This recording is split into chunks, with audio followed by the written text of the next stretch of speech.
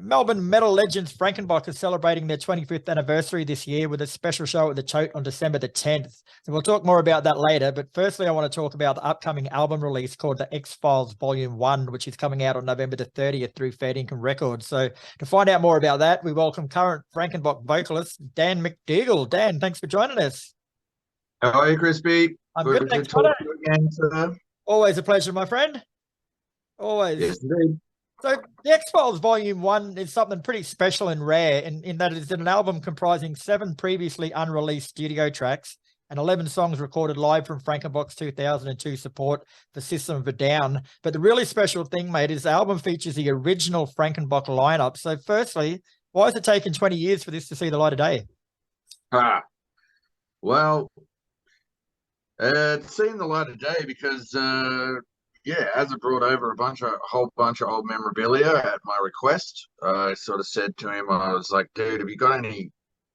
Initially, I was just wanted some old photos of the band so I could put it on the poster. And then I'm like, well, if you can bring over anything else you got floating around that I can use to promote the show, just old stuff that we can put up. And he ended up rocking up with 3 massive containers full of photos and flyers and all kinds of shit. He's got an amazing amount of stuff. Well, all of the dudes do actually in various forms of disarray. Like, well, as the stuff was hopelessly looked after, and like all the CDs and stuff were scratched, photos were a mess. Took me a while to clean all that up. Jimmy and Mick's stuff's all meticulously organized and so yeah, it's interesting. But so anyway, I'm just going through all of this stuff when he brought it over and all these CDs, and I'm like just looking through it, and I stumble across this one particular CD that's got a picture of the band on the front, and then I just turn it over and I'm looking at these song titles on the back, and it's got the Roadrunner Records logo on it, and I'm looking at these titles and I'm like, I don't know any of these songs. I'm like, what the hell is this? Like, this is new, and I've been a fan of the band since the beginning. So to not know what this was, I was very curious. So chucked it in the CD player the next day on my way to work, and this first song kicks in, and it's a song that's off the Blood Oath record, but it's got Hutchie doing vocals. So the second album had Adam B. Metal doing vocals on it, right? So, and it kicks in, and I'm like, whoa, this has got completely different vocals. And it's different lyrics, different everything. And it sounded unreal. I was like, this is so cool. Next song kicks in, and it's the Last Ditch Redemption riff. All right. So, which not the same song. They just used that riff, and they kind of did something completely different with it. So that was a song that we did when I first joined the band. And then a couple more songs off Blood Oath, and then it gets into some completely stuff I'd never heard before. And I just couldn't believe it. I was like, this is so freaking cool. And it sounded great. So the actual recording was a demo that they'd done with Richie Pote from Dreadnought. He had a studio back in the day back then, and both those bands were signed to Roadrunner. So he was commissioned to do some demos for Roadrunner. And I don't know how much I can delve into this part of the story. I haven't, but basically, Roadrunner had rejected these songs. They basically told them to go back to the drawing board, and it's kind of it's more to that. I won't go into it, but I couldn't believe it when I heard these songs. I'm like, you've got to be kidding me! This is unreal. This is like a lost record. You know, these songs have to see the light of day. And then on top of that, I'll continue to go through this stack of CDs, and I find it's like on the front, and I like System of a Down support, and it's got all the songs on it. I'm like, you've got to be joking, because like I'd heard plenty of stories about that show. I'd heard that it was packed. The night was unreal. When Frankenbok walked out on stage, the crowd went nuts, and they proceeded to do one hell of a killer set.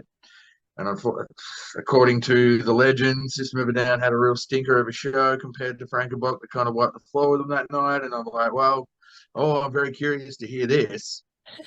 And so chuck that in, and like, yeah, from the first song, the mix was a bit rough, but then like obviously the mixer, because it was straight off the desk, Shay was doing the mix, tweaked a few things. By song number 2, it sounded unreal, and the performance is just, yeah, it's killer. It was like, man, this is like the original lineup at their absolute best.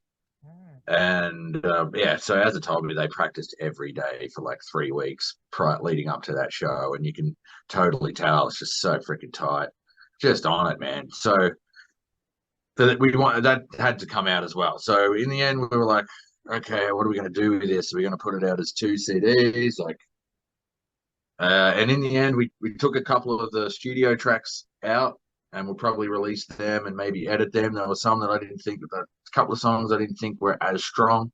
So we took them out. I managed to fit 7 unreleased tracks, unreleased studio tracks, and all the whole entire live set onto 1 CD. So it's 18 songs in total. And yeah, so there you go. And so I'm listening to it going, this is freaking awesome, but like, what are the guys going to think? So I actually mastered it. I put it through the ringer here and mastered it and got it spruced up a bit, which actually really enhanced the studio stuff predominantly. Like, it just lifted it up a bunch and really fattened out the guitars and shit, and sent it off to the other dudes, and they fully tripped out on it. Like, they hadn't heard those songs in 20 years. Right. They just was completely forgotten about. And so they had a listen and went, wow, like, it just was a real trip for them. And it was like Hutchie really, he was not happy with what he did back in the day. Like, to put it in some context, the actual 7 songs it was all done in one day. Wow. And he as with doing the vocals with any recording, he's last, so he didn't get much time at the end of the day to do what he did. And so he was never really happy with it. And Roadrunner weren't happy with it. But I'm listening to it going, this is fucking awesome. Like, and when you know it only took a day to record it too, that it makes it even more awesome. And so those guys now listening back to it are like, yeah, fuck, like, this isn't as bad as like I thought it was. Like, this is actually really, really cool. And so there you have it. It's like, well, I was like, I want to put this out, dudes. I think this needs to come out. I know that there's some people out there, especially since we've announced his 25th anniversary show. There's a lot of old school Frankenbok fans who probably stopped listening to the band after Hutchie left, after the original lineup.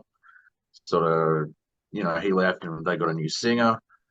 So there's all these dudes coming out of the woodwork now, and like, I'm stoked. I'm like, here you go, fellas, check this out. Just like me, I'm a massive fan of the original lineup. I used to go watch those guys play. My band, when we first came to Melbourne, mate, we used to play with them all the time at the art house and stuff. So yeah, I'm like a huge fan of the band from back then. So this is kind of a really special thing for me to put out.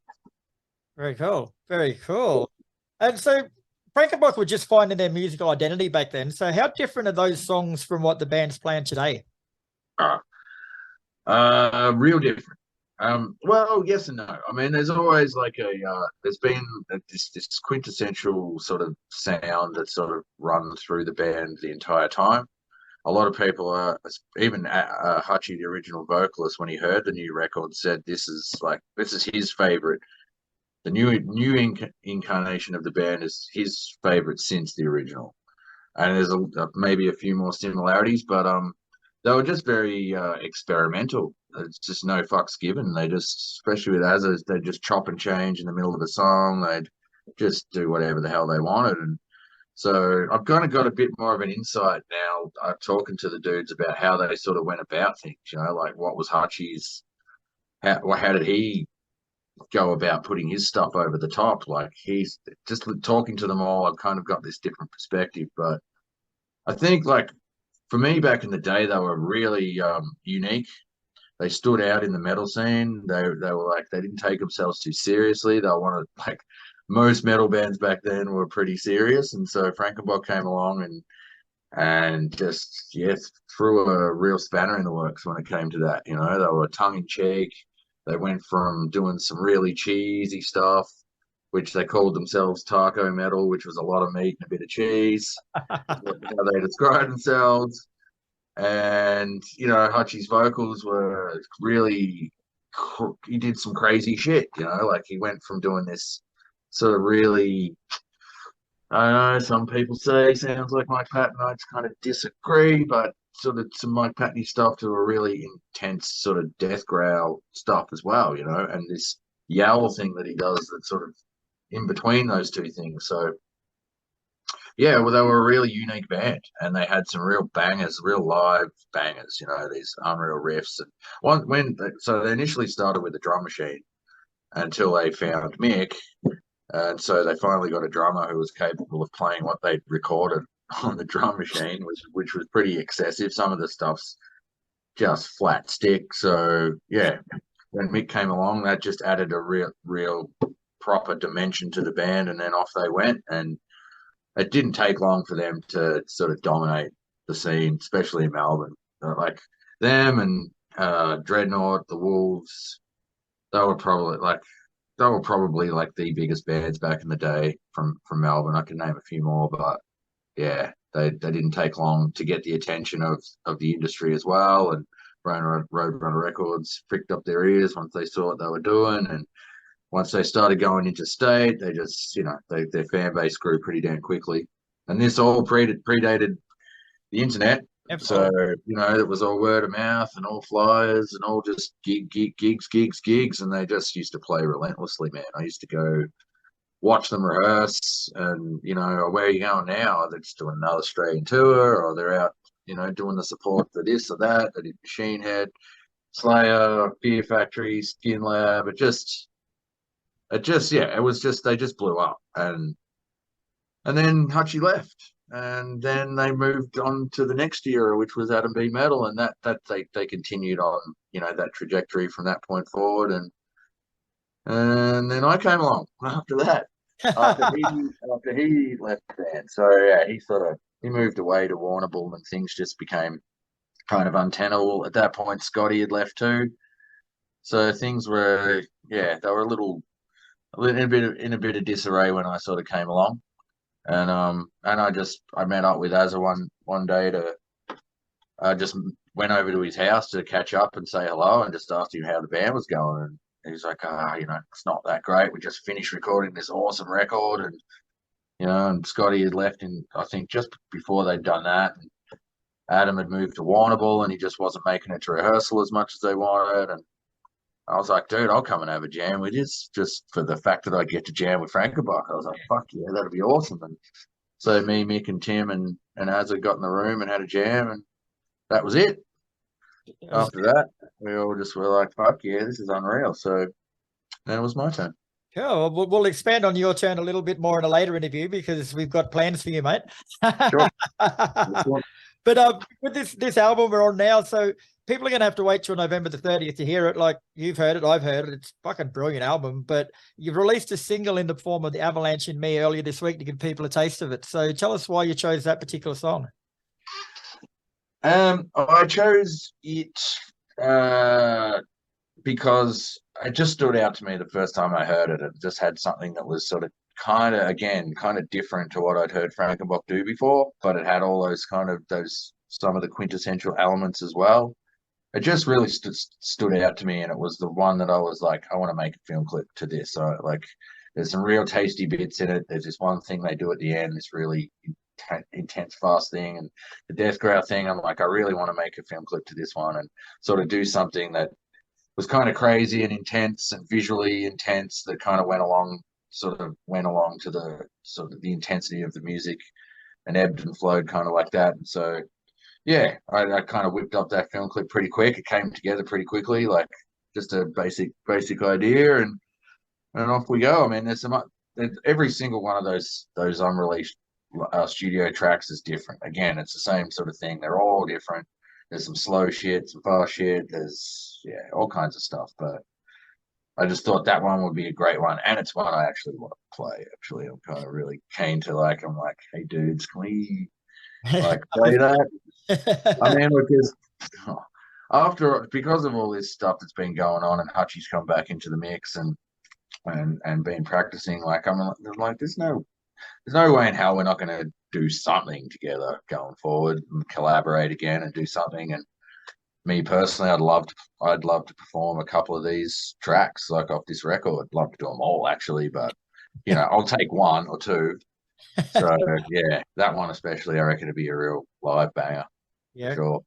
Well, that sort of leads me on to the next question, mate, actually. Like the other thing to note here is that you've been the major force behind getting this album out, even though you're the current Frankenbok singer and you pushed the material from a band that was there, like predated you. Like anyone that knows you would know exactly why you're doing it, but people that don't, it's pretty unusual. It's kind of really unusual. But I mean, yeah, it's really, yeah, it's a weird thing to do. I mean, but it's not every day that you find some material that you think needs to come out. I mean, like I said, I'm a huge fan of the original lineup, so I'm like, this just has to come out. Like, you know, and I know that there's people out there who really enjoy listening to this, and so be it. Let's like see what happens, you know. And like, you know, at the moment we're just in this weird situation where we're getting everybody back together and everything's kind of really cool. Everyone's been great so far. Then we just go with the flow, man, and see what happens.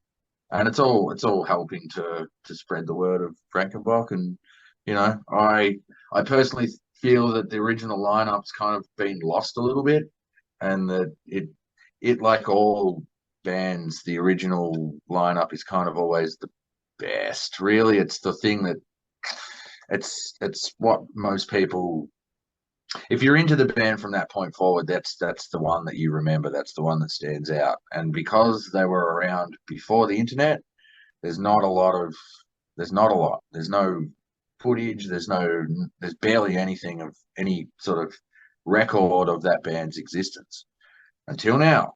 Till now. Because I'm about to change all that. I've been given this briefcase full of old footage of the band that's all been sitting on little DVDs and old like camcorder videos and stuff like that I've got to get digitized. But once I do, look out, because like there's some absolute gold in there. So Mick, the drummer, and his dad were quite meticulous at keeping records of things, and Mick's dad used to film a lot of their shows. So I've got all of their album launches and EP launches and the Slayer Machine Head tour, Fear Factory support. Unfortunately, I haven't come across the System of a Down one yet, but there's some absolute gold in there. So, like, I can't wait to watch it all. But once I'm done watching it all, I'm going to get it all digitized and we're going to get all of that stuff out there. And yeah, on the record, mate. Exciting times, my friend. And yeah. The other thing we're here to talk about, of course, is the 25th anniversary show at the Tote on December the 10th. So tell us a bit about that. It's not just a usual birthday show. No, it's not. So obviously, yeah, 25 years that the band's been around, came about in 1997, and there's been 5 different major iterations of the band in that time. And we've managed to get every single member to agree to play the show. And so we're putting together all 5 different lineups of the band to play a few songs each at the gig. And so we're going to start with the current lineup. We're going to play a few songs, and then the next iteration, which featured Dan White on vocals and Ricky Barber, he's the other guitarist who was around at the time, with Timmy and with Tommy on drums and Timmy on bass. And then the next iteration, which was the one that I played in when I first joined the band, so that's me and Yeti, Nathan, and Matnix on guitar, with Azza, Tim, and Mick on drums. And then the iteration before that was the Blood Oath era, so that's Adam B. Metal, Mick, Tim, Azza, and Scotty. So Scotty, who lives in Perth, he's coming all the way over. Scotty. Can't wait to get him in the jam room. And then the original lineup, which is Scotty, Tim, Mick, Azza, and Adam Glenn on vocals. And yeah, let me tell you, when I get those boys in the room for their first full rehearsal with the band, oh man, I can't wait for that. You won't be able to wipe the smile off my face. It'll be magic. And poor old Azza's the only one playing every set. Sorry? Poor old Azza's the only one playing every set. That's right. Poor old Azza. Well, you know, that's what you get when you're the only original member left. Yeah. Cool. Is there any other surprises on the night? I'm sure knowing you got a few things up your sleeve, mate. Yeah, bits and pieces. Yeah, a few little surprises. I'm working on some special merch, and we're gonna have a massive projector there on the night. Still working on that, how we're gonna run that. But I just bought a scanner. I'm gonna scan a whole bunch of these old photos and some visuals, and a few little bits and pieces and stuff like that. Yeah, a few other Just a couple months surprises. to find out. Yep, that's it. So it's happening at the Tote on the 10th of December. So it'll also be like our end of year sort of party. The Demon Head guys, who are one of the support bands, one of the dudes in that band's like his 40th birthday or something as well. So it's going to be big night. We're also got Armored Earth on the bill, Fall and Resist, and my pick and of up and coming awesome legends in Deadweight 80. They're freaking rad, and I can't wait to see them again. I'm being really impressed by those guys. So be a pleasure to have them on the bill as well. Very cool. Now, I know people always say get in early and get your tickets because they'll sell out, but this one is shaping as a sellout already. So if anyone wants to make sure they're there, where do they get their tickets from? They just head to our website, which is frankenbok.net. Cool. And they can pre-order the X-Files Volume 1 there as well? They certainly can. The pre-orders will begin tomorrow. So I guess when this comes out, they should be live and ready to go. So like all Fair Income Records releases, the actual album will be free, or will come with free with any merch purchases. So I've got it just currently working on the finalizing the merch designs, getting them ready to go, and they'll be up tomorrow. So yeah, buy a t-shirt and get a free copy of the record. Beautiful, Dan. Well, thanks very much for your time today, mate. This is only one of a series of interviews we're going to be doing with guys from the different band lineups between now and the show. So I'll be speaking with you again in a couple of weeks, mate. But in the meantime, thanks for being here. My pleasure, Crispy. Pleasure as always.